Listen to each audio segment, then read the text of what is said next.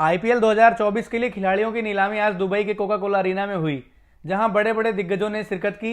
Delhi Capitals के table पर सौरव गांगुली और रिकी पॉन्टिंग नजर आए। वहीं मुंबई इंडियंस के साथ Mark Boucher, Kolkata night Riders के साथ गौतम गंभीर, राजस्थान रॉयल्स के साथ कुमार संगकारा, गुजरात टाइटंस के साथ आशीष नेहरा और सनराइजर्स हैदराबाद के साथ डेनियल वेटोरी नजर आए। आईपीएल 2024 में बोली शुरू हुई बैटर्स के साथ और वेस्टइंडीज के बल्लेबाज रोवन पॉवेल आईपीएल 2024 के पहले खिलाड़ी बने जिनसे ऑक्शन की शुरुआत हुई। उनका बेस प्राइस था 1 करोड़ रुपए और उनके लिए राजस्थान रॉयल्स और कोलकाता नाइट राइडर्स के बीच कड़ी टक्कर हुई और अंत में 7 करोड़ 40 लाख रुपए में राजस्थान रॉयल्स ने उन्हें खरीदा। उनके बाद बेस प्राइस 2 करोड़ वाले दक्षिण अफ्रीकी बल्लेबाज रायली रूसो पर बोली लगी, लेकिन उन्हें खरीदने में किसी ने दिलचस्पी नहीं दिखाई। तीसरे नंबर पर आए इंग्लैंड के बल्लेबाज हैरी ब्रूक, जिनका बेस प्राइस 2 करोड़ था। उसमें दिल्ली कैपिटल्स और राजस्थान रॉयल्स के बीच कड़ी टक्कर रही और आखिर में 4 करोड़ में दिल्ली कैपिटल्स ने उन्हें खरीदकर अपने स्क्वाड में शामिल किया। इसी तरह पहले सेट की बोली खत्म होने पर रोवन पॉवेल को राजस्थान ने 7.40 करोड़ में खरीदा, हैरी ब्रूक को 4 करोड़ में और दिल्ली कैपिटल्स ने खरीदा और बड़े चर्चा में रहे ट्रेविस हेड को सनराइजर्स हैदराबाद ने 6 करोड़ 80 लाख रुपए में खरीदा। वहीं बड़े नाम रहे स्टीवन स्मिथ को फर्स्ट सेट में किसी ने भी खरीदा नहीं और उनको खरीदने में किसी ने दिलचस्पी नहीं दिखाई। दूसरे सेट में ऑलराउंडर्स पर बोली लगनी शुरू हुई और श्रीलंका के वनिंदु हसरंगा ने नीलामी की शुरुआत की, जिनका बेस प्राइस 1 करोड़ 50 लाख रुपए था और सनराइजर्स हैदराबाद ने ही इन पर दिलचस्पी दिखाते हुए उन्हें 1 करोड़ 50 लाख के बेस प्राइस पर ही खरीद लिया। फिर नंबर आया आईपीएल के सबसे चर्चित खिलाड़ी रचिन रविंद्र का, जिनका बेस प्राइस 50 लाख था। चेन्नई सुपर किंग्स ने इंटरेस्ट दिखाते हुए उन पर बोली लगाई। वहीं दिल्ली कैपिटल्स ने भी अपना इंटरेस्ट इनमें दिखाया। फिर पंजाब ने भी बीच में अपना इंटरेस्ट दिखाते हुए इन पर बोली लगाई और अंत में 1 करोड़ 80 लाख रुपए में चेन्नई सुपर किंग्स ने अपने स्क्वाड में रचिन रविंद्र को शामिल किया। उसके बाद पहले भारतीय खिलाड़ी का नंबर आया जिस पर बोली लगी और वो भारतीय थे शार्दुल ठाकुर, जिनका बेस प्राइस 2 करोड़ था, जिन पर चेन्नई सुपर किंग्स और पंजाब के बीच जंग लगी रही। अंत में 4 करोड़ में चेन्नई ने अपने स्क्वाड में इन्हें शामिल किया। अगला बड़ा नाम रहे पैट कमिंस। पैट कमिंस का बेस प्राइस था 2 करोड़ रुपए। इनके लिए चेन्नई और मुंबई में जंग देखने को मिली और दोनों टीम्स लगातार इन पर बिड करती रही और बाद में रॉयल चैलेंजर्स बैंगलोर और सनराइजर्स हैदराबाद भी इस लड़ाई में उतरी और देखते ही देखते उनका बिडिंग अमाउंट 10 करोड़ को क्रॉस कर गया और हैदराबाद और बैंगलोर में ये लड़ाई जारी रही और कुछ ही देर में सनराइजर्स हैदराबाद ने 20 करोड़ और 50 लाख रुपए देकर उन्हें अपनी टीम में शामिल किया। साल 2023 हमेशा पैट कमिंस को याद रहेगा।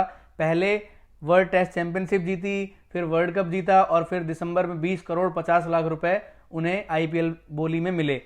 इसके बाद गेरल कोएट्जे, जिनको मुंबई इंडियंस ने 5 करोड़ में खरीदा और 2 करोड़ बेस प्राइस वाले हर्षल पटेल के लिए गुजरात और पंजाब में खींचतान दिखाई दी और जल्दी ही उनका बिडिंग अमाउंट भी 10 करोड़ को पार कर गया।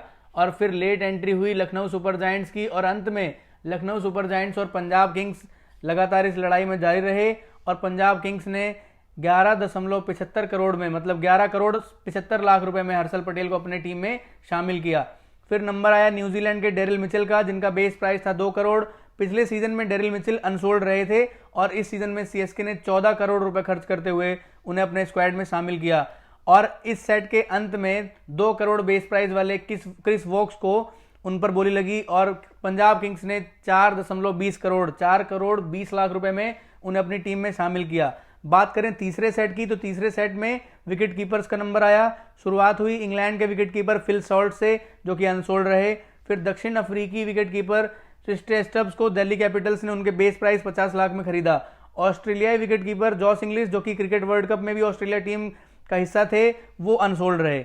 फिर चौथे सेट में तेज गेंदबाजों से शुरुआत हुई और न्यूजीलैंड के पेस गेंदबाज लॉकी फर्ग्यूसन, जो कि आईपीएल 2023 में 10 करोड़ में बिके थे, इस बार अनसोल्ड रहे। वहीं वेस्टइंडीज के अल्जारी जोसेफ 11.50 करोड़ में 11 करोड़ 50 लाख में आरसीबी के पास गए। उमेश यादव को गुजरात टाइटंस ने 5 करोड़ 80 लाख रुपए में खरीदा। वहीं शिवम मावी को लखनऊ सुपर जायंट्स ने 6 करोड़ 40 लाख रुपए में खरीदा।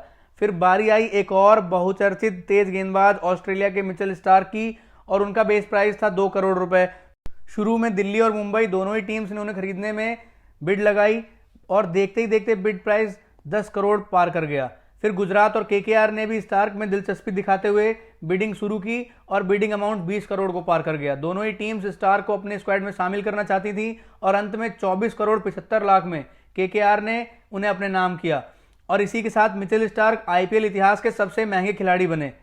उनके बाद ऑस्ट्रेलियाई तेज गेंदबाज जॉस हेजलवुड भी आए, लेकिन वो अनसोल्ड रहे।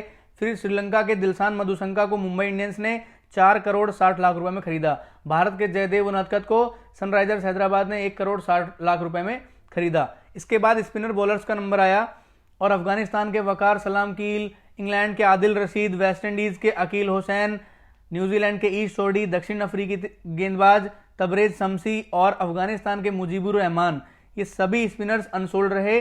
किसी ने भी स्पिन बॉलर्स के सेट में दिलचस्पी नहीं दिखाई और यहां पर सभी कैप्ड प्लेयर्स पर बोली खत्म हुई। आगे अनकैप्ड प्लेयर्स की बोली और दूसरी लाइव ऑक्शन के लिए गेम प्लान जंक्शन से जुड़े रहें और इस वीडियो को ज़्यादा से ज़्यादा शेयर करें। धन्यवाद।